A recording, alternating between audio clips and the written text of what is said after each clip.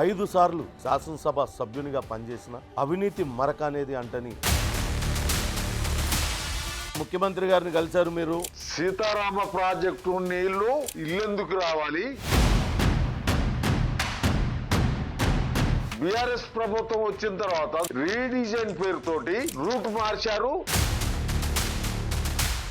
ఈ 10 ఏళ్లలో మీరు ఎన్నిసార్లు కేసీఆర్ని కలిశారండి? టీవీలో చుట్టం తప్ప ఆయన దగ్గరికి పోదాం అంటే కూడా అవకాశం దొరకలేదు. కేసీఆర్కి రేవంత్ రెడ్డికి మధ్య తేడా ఏమన్నా గమనించారా? జనంలోకి పోతాడు, జనంలో ఉన్నాడు. మా కాన్స్టిట్యున్సీని 3 భాగాలు చేయటం,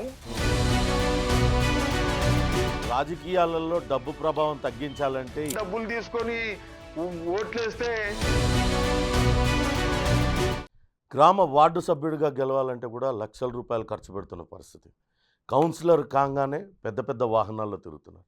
కానీ 5 సార్లు ఒక శాసనసభ సభ్యునిగా పనిచేసిన ఇప్పటికీ కూడా ఆర్టీసీ బస్సుల్లోనే తిరుగుతూ అతి సామాన్య జీవితం గడుపుతున్నారు.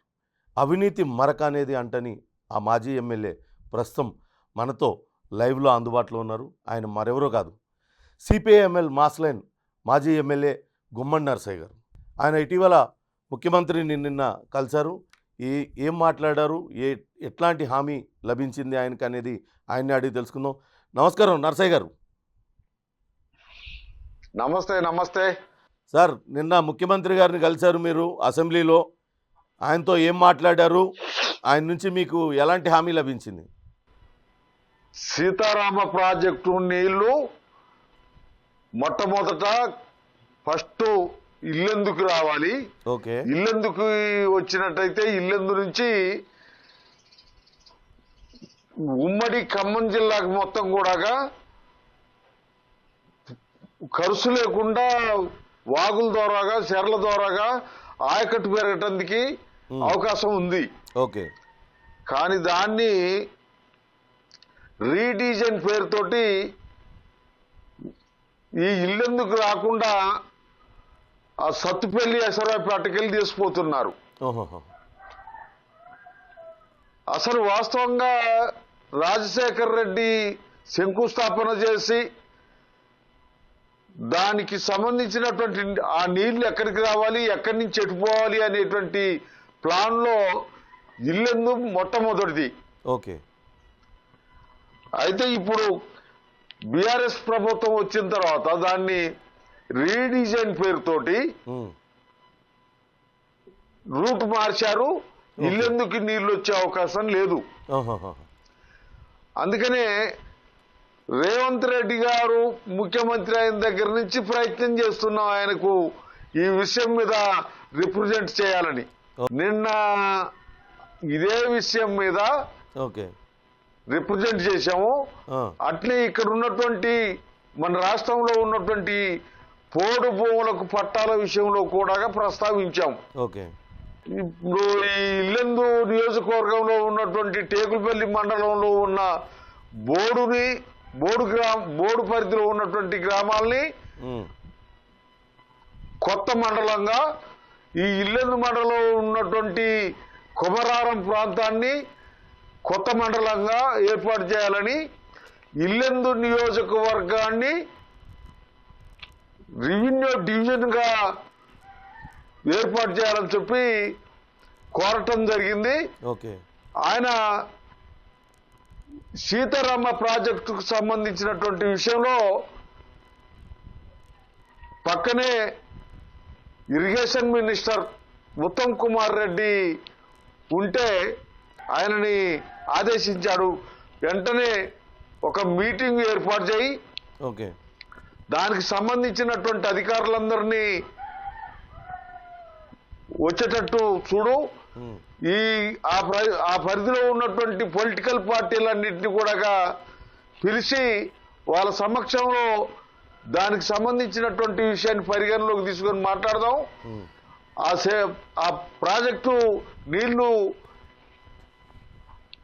గుమ్మడి నరసయ్య గారి దగ్గరికి ఎట్లా రావాలో చూద్దాం అని ఆదేశించడం జరిగింది. డిజైన్ మార్పు చేసే విధంగా ఏమన్నా అవకాశం ఉందా పరిశీలించమన్నారు. పరిశీలించాలని అన్నారు. నిన్న ఉత్తమ్ కుమార్ రెడ్డి గారు, ముఖ్యమంత్రి గారు, అట్లే పంచాయతీరాజ్ మినిస్టర్ సీతక్క, ఇల్లెందు నియోజకవర్గ ఎమ్మెల్యే కోరం కనకయ్య, వైరా ఎమ్మెల్యే రామదాస్ నాయక్, మైబాదు ఎమ్మెల్యే రామచంద్ర నాయక్, వీళ్ళందరూ కూడా నిన్న ఆ సీఎం ఛాంబర్ లో కలవటం జరిగింది. అందరూ మాకు సపోర్టుగా మద్దతుగా స్పందించడం జరిగింది. ముఖ్యమంత్రి గారు ఇరిగేషన్ మినిస్టర్ కి సమావేశం ఏర్పాటు చేయి దీని సంగతి ఎందుకు చూద్దాం అని చెప్పి మాట్లాడటం జరిగింది. నరసయ్య గారు, ఇందాక మీరు మాట అన్నారు, రాజశేఖర రెడ్డి హయాంలో సీతారామ ప్రాజెక్టు మొదలు పెట్టారు, ఇల్లెందు నియోజకవర్గం మీదుగా వెళ్ళేలా ప్లాన్ చేశారని. తర్వాత బీఆర్ఎస్ ప్రభుత్వం డిజైన్లు మార్చింది అంటున్నారు. డిజైన్లు మార్చడానికి వెనకాల కారణం ఏమై ఉంటుంది? అవును, ఆ డిజైన్లు మార్చడానికి కారణం ఏంటనేది మాకు అర్థం కాలేదు. కానీ ఇప్పుడు మరి ఆ రీడిజైన్ సంగతి ఏందో అసలు.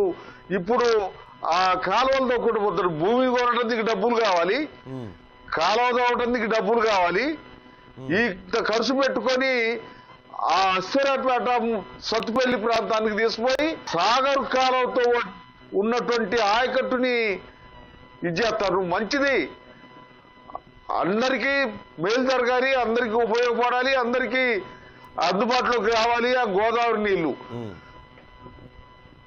ఆ గోదావరి నీళ్ళని మా తలాపు నుంచి పోతున్నటువంటి గోదావరి నీళ్ళని మా ఇల్లెందుకి మా ఏజెన్సీ ప్రాంతానికి అందకుండా పోతున్నటువంటిది మాకు బాధగా ఉంది. అందుకనే ఇవాళ నిన్న ముఖ్యమంత్రి గారికి ఈ విషయాలని చెప్పామండి. ఆయన సమావేశం ఏర్పాటు చేసి దీన్ని పరిశీలన చేయాలని చెప్పి మాట్లాడటం జరిగింది. ఎన్నిసార్లు ప్రయత్నించారు మీరు సీఎంని కలవడానికి? ఆయన ముఖ్యమంత్రి అయిన దగ్గర నుండి మొదలుకొని నిన్నటి దాకా ఆరు సార్లు అయింది. ఆరోసారి కలవటం జరిగింది. నిన్న కూడా వేం నరేందర్ రెడ్డి గారి దగ్గరికి వెళ్ళి ఇవాళ నాకెట్లనన్నా ముఖ్యమంత్రి గారిని మీరు కల్పించాలి, అక్కడ ఉన్నటువంటి సెక్యూరిటీ అధికారులు కానీ అక్కడ ఉన్నటువంటి పిఏలు సిసిలు కానీ మాకు అవకాశం కల్పిస్తలేరంటే నిన్న ఆయన సారథ్యంలో ఆయన ప్రయత్నంలో నిన్న నాకు అవకాశం దొరికింది. ముఖ్యమంత్రి గారు అయితే నిన్న కలిశారు, మీకు హామీ కూడా ఇచ్చారు. ఒకటండి, సీఎం అపాయింట్మెంట్ ఇవ్వకుండా మిమ్మల్ని అవమానించారు అని చెప్పేసి బీఆర్ఎస్ నేతలు బాగా సోషల్ మీడియాలో ప్రచారం చేస్తున్నారు. కేసీఆర్ ముఖ్యమంత్రిగా 10 ఏళ్ళు ఉన్నారు కదా, ఈ 10 ఏళ్లలో మీరు ఎన్నిసార్లు కేసీఆర్ని కలిశారండి? ఏదైనా సమస్యల పరిష్కారం కోసం ఆయన కలిశారా? అసలు ఆయన టీవీలో చుట్టం తప్ప ఆయన దగ్గరికి పోదాం అంటే కూడా అవకాశం దొరకలేదు. ఒకటి ఇవాళ వాళ్ళు ఇవాళ డబ్బా కొట్టుకున్నారేమో కానీ అవకాశవాదంగా వాళ్ళు దీన్ని ఒక హల్చల్ చేస్తే చేసినేమో కానీ చివరికి మీ ప్రయత్నం అయితే ఫలించింది. నిన్న ముఖ్యమంత్రి గారు కలిశారు, ఆయనతో ఒక హామీ కూడా తీసుకున్నారు. ఇక ఈ ప్రతిపక్షాలు మాత్రం గట్టిగా విమర్శిస్తున్నాయి. ఒక గిరిజన ఎమ్మెల్యే, మాజీ ఎమ్మెల్యే 5 సార్లు ప్రజాప్రతినిధిని రోడ్డు మీద పట్టించుకోకుండా వదిలేశారు అంటూ వాళ్ళు పెద్ద ఎత్తున విమర్శలు చేస్తున్నారు. అందుకే నేను ఇందాక మిమ్మల్ని అడిగింది, 10 ఏళ్లలో మీరు ఎప్పుడైనా కలిసే ప్రయత్నం చేశారా? మీ సమస్యలు చెప్పుకోవడానికి ముఖ్యమంత్రిగా ఉన్న కేసీఆర్ దగ్గరికి వెళ్ళారా? ఎప్పుడైనా అపాయింట్మెంట్ కోసం ప్రయత్నిస్తే మీకు ఎట్లాంటి అనుభవం ఎదురైంది? మా సమస్యలు ఎప్పుడు ఉండేటి, వాటి గురించి గవర్నమెంట్కి మేము లెటర్లు కూడా పెట్టాము, పోస్టులు పంపించడం తప్ప వాళ్ళని కలవటానికి ఎటువంటి అవకాశం దొరకలేదు. వాళ్ళు ఇక్కడ ఉన్నటువంటి ప్రజల్ని ఓట్లేసే యంత్రాలు తప్ప వాళ్ళ గురించి ఆలోచించాల్సినటువంటి అవసరం లేదనే పత్రంలో వ్యవహరించిండు కేసీఆర్. అందుకనే ఇవాళ ఆయనని పక్కకు పెట్టి రాష్ట్ర ప్రజలందరూ ఈ రేవంత్ రెడ్డి గారిని అధికారంలోకి తీసుకొచ్చారు, రేవంత్ రెడ్డి గారిని ముఖ్యమంత్రిని చేశారు. అందుకని ముఖ్యమంత్రి గారు అయిన దగ్గర నుండి నేను ఆయన్ని కలవడానికి ప్రయత్నం చేస్తూ ఉన్నా. ఏదైతే మొత్తానికి 6వసారి నాకు అవకాశం దొరికింది, అది వేం నరేందర్ రెడ్డి గారి సాయంతో. ముఖ్యమంత్రిగా కేసీఆర్కి రేవంత్ రెడ్డికి మధ్య తేడా ఏమన్నా గమనించారా? తేడా ఉందిలేండి. తేడా ఆయన ఆ, ఇప్పుడు ఆయన మంత్రులకు కానీ ఆయన పార్టీలో ఉన్నటువంటి ఎమ్మెల్యేలు కానీ ఆయనని నమ్మి కాంగ్రెస్ పార్టీ నుంచి బీఆర్ఎస్లోకి పోయినటువంటి వాళ్ళని నాయకుల్ని కానీ ఎవరిని కూడా దగ్గర రాకుండా అన్ని నేనే అనే పద్ధతిలో కేసీఆర్ వ్యవహరించాడు. ఏదైతే రేవంత్ రెడ్డి గారు జనంలోకి పోతాడు, జనంలో ఉన్నాడు, ఆ పద్ధతుల్లో నాకు కూడా అవకాశం దొరుకుతుంది అనేటువంటి పత్రం నేను ఏదైతే మొత్తానికి దొరికిండు. రాష్ట్ర ఆర్థిక పరిస్థితి మీకు తెలుసు, అవకాశం దొరికింది. రాష్ట్ర ఆర్థిక పరిస్థితి మీకు తెలుసు. గత ప్రభుత్వం రాష్ట్రాన్ని అప్పుల కుప్పగా మార్చేసిందని చెప్తూ ఉన్నారు. దానికి సంబంధించి శ్వేతపత్రం కూడా విడుదల చేశారు. అటువంటి సమయంలో పథకాల అమలు విషయంలో నిక్కచ్చిగా వ్యవహరిస్తూ ఒక్కొక్కటిగా పథకాలు కూడా అమలు చేస్తున్నారు. దీనిపైన మీరేమంటారు? విషయం ఒకటి ఉండాలి. ఇంతకుముందు కేసీఆర్ 100 ఎకరాలు ఉన్నోడికి కూడా రైతు బంధు ఇచ్చిండు. ఓకే. రుణమాఫీ అనేటువంటి దానికి వస్తే ₹1,00,000 మాఫీ అంటూ ₹1,00,000 మాఫీ అంటూ దాన్ని సంవత్సరానికో 25,000 అనేటువంటి పత్రాలు పెట్టి వడ్డీకి కూడా సరిపోయినటువంటి పరిస్థితి. ఈ రైతు భరోసాకు సంబంధించినటువంటి విషయంలో 10 ఎకరాలకా 5 ఎకరాలకా అనేటువంటి డిస్కషన్ జరిగింది. ఏదైతే మొత్తానికి మళ్ళీ మొన్న లాస్ట్కి ఏమన్నాడంటే వ్యవసాయం చేసే భూములకి అన్నిటికీ ఇస్తామన్నారు. గడిచిన 40-50 ఏళ్ళుగా మీరు రాజకీయాలలో ఉన్నారు, 5 సార్లు ఎమ్మెల్యేగా గెలిచారు. ఇంతవరకు మీ మీద ఒక్కటి కూడా అవినీతి ఆరోపణ కానీ అవినీతి మరక అనేది లేదు. ప్రస్తుత రాజకీయాలను చూస్తే మీకేమనిపిస్తుందండి? నేనేమో ఇట్ట బతకదలుచుకున్నా. ఇక ప్రస్తుత రాజకీయాలనే దానికి వస్తే 2000 దాకా ఉన్నటువంటి రాజకీయాలు వేరు, 2000 నుండి నడుస్తున్నటువంటి వాతావరణం వేరు. ఇది అంతా కలుషితమైనటువంటిది. ఇంతకు ముందు అసెంబ్లీ చట్టసభలు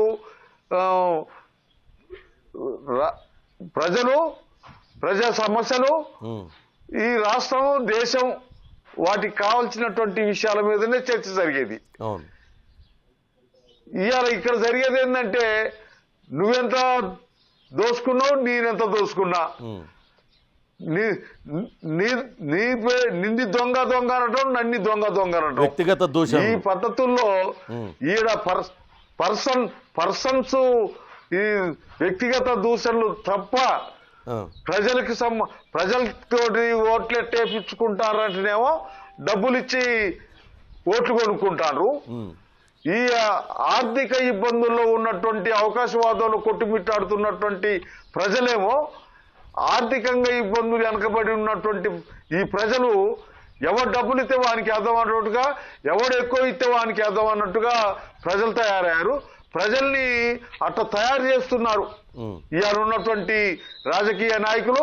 వీళ్ళందరూ కూడా కొత్త కథలు చెప్పడం తప్ప ఇక్కడ ఉన్నటువంటి అవసరాలు ఏంటి అనేటువంటిది మాత్రం లేదు. రాజకీయాలలో సుదీర్ఘం కొనసాగుతున్న వ్యక్తిగా ప్రస్తుతం రాజకీయాలలోకి రావాలనుకునే యువతకి ఒకవేళ మీరేమన్నా చెప్పదలుచుకుంటే ఏం చెప్తారు? మేము యూత్కు చెప్తున్నాం, యువకులకు చెప్తున్నాం, ప్రజలు మన మీద ఆధారపడి ఉంటారు, ప్రజలకి మన నాయకులుగా ఉండాలి, ప్రజలకి కావలసినటువంటి విషయాల మీదనే దృష్టి పెట్టాలి.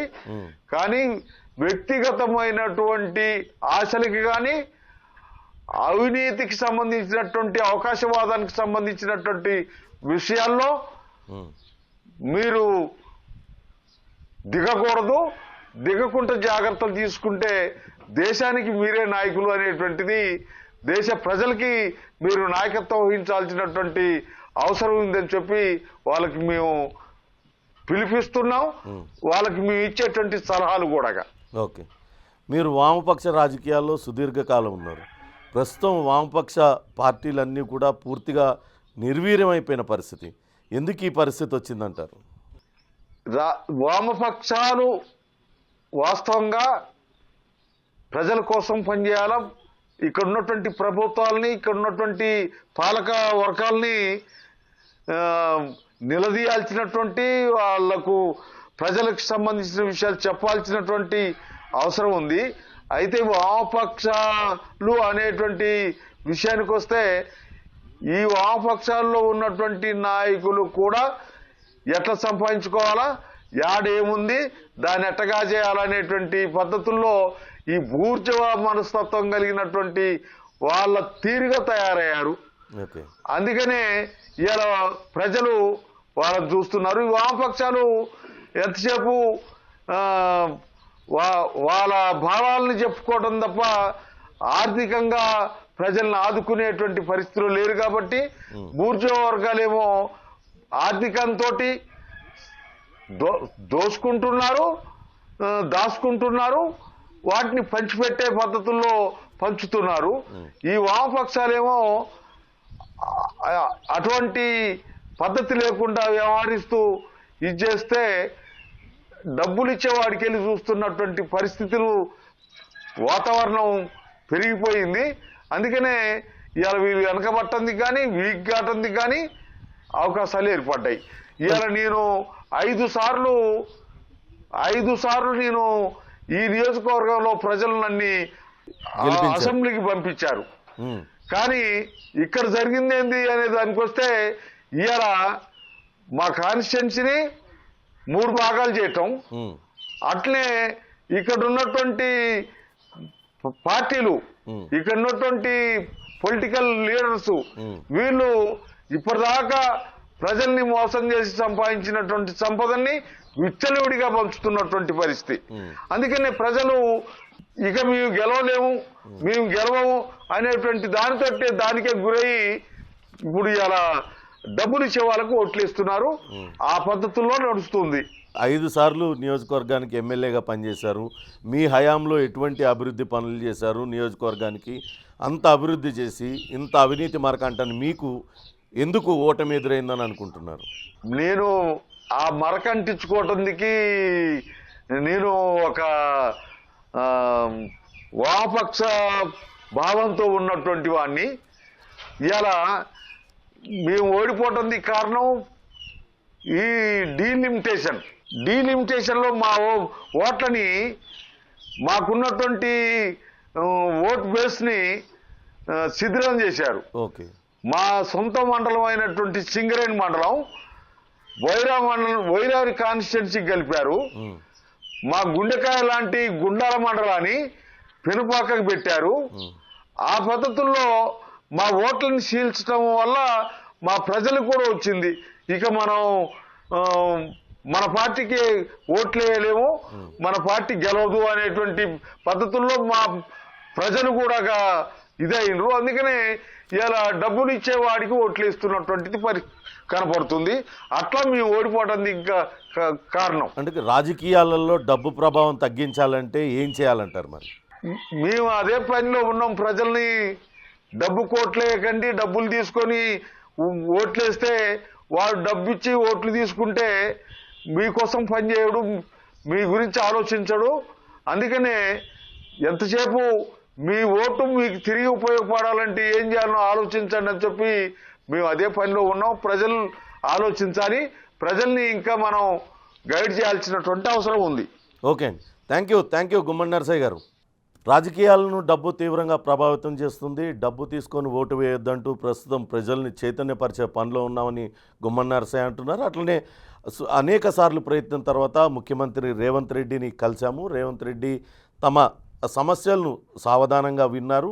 పక్కనే ఉన్న మంత్రి ఉత్తమ్ కుమార్ రెడ్డికి వెంటనే దీనిపైన దృష్టి సారించాలంటూ ఆదేశాలు జారీ చేశారంటూ ఆయన సంతృప్తిని వ్యక్తం చేస్తున్నారు. ఇది ఇవాల్టి special interview. Stay tune to big TV.